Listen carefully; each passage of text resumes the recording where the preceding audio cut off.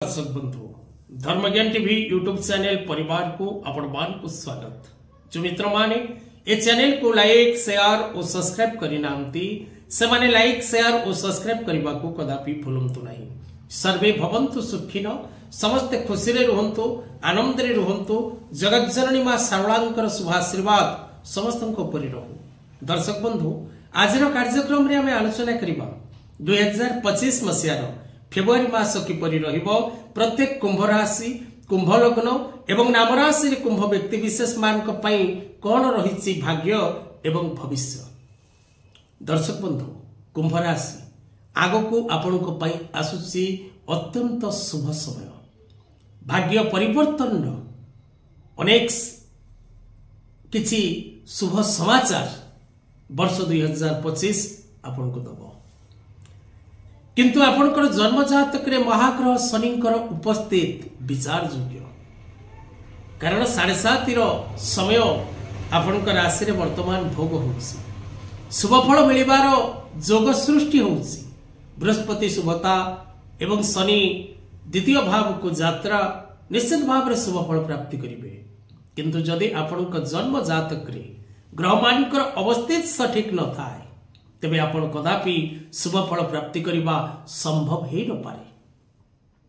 तेबे दर्शक बंधु वर्ष 2025 रो फेब्रुआरी मास किपरि रहइबा आपनको पई 23/11, 24/11 और 25/11 नक्षत्र कुंभ राशि व्यक्ति माने कार्यक्रम रो आरंभ रु शेष पर्यंत कार्यक्रम टिकु देखंतु।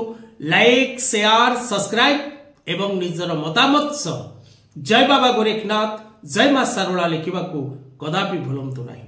आसंतु कार्यक्रम उपर को जीवा जानिबा कुंभ राशि पई कोन रहिछि फेब्रुआरी मासर राशिफल।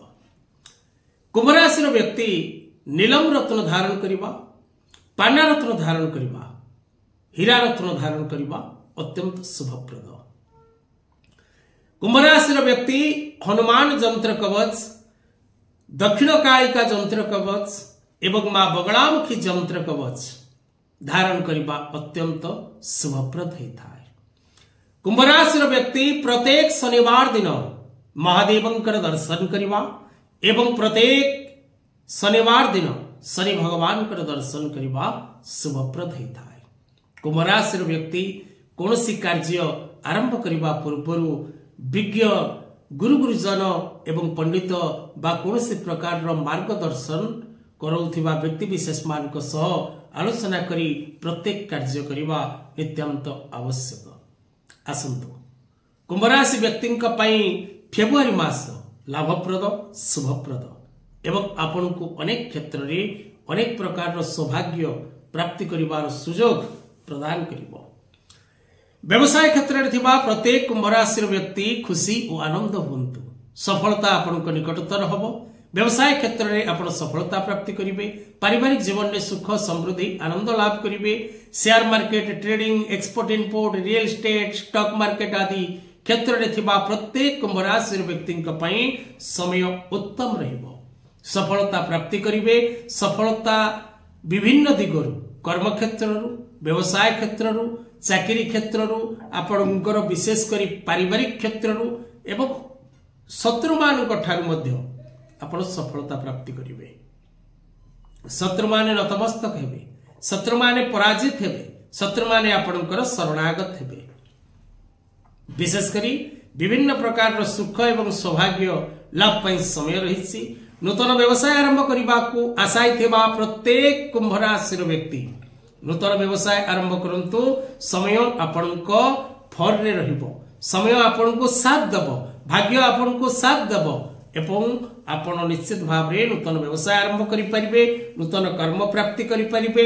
शारीरिक सुस्थता लाभ करिवे एवं विशेष करी प्रत्येक दिगरु शुभ फल प्राप्ति करिवे। किंतु कुंभ राशि व्यक्ति स्वार्थपर लोकमान ठारू टिके दूरे रहिबा उचित। विशेष करी महिला माने धर्मरत रहिबे, धर्म कार्य रे मनोनिवेश करिवे, पारिवारिक जीवन में सुख शांति आनंद लाभ करिवे एवं छात्र छात्री माने शिक्षा क्षेत्र में पूर्ण रूपे सफलता लाभ करेंगे। माली मकदमा कोर्ट कचेरी कार्य आप विजय लाभ करेंगे। भूमि भवन वाहन क्रय विक्रय समय शुभप्रद रहिबो। समस्त प्रकार दिगरु शुभफल लाभ करेंगे। कुंभ राशि व्यक्ति प्रत्येक दिन आपण जदि महादेवंकर दर्शन करती बा ग्रामर देवादेवी दर्शन करती आपण को निश्चित भाव में शुभफल प्राप्ति हो। आज कथा वस्तु को एठी रखिबा।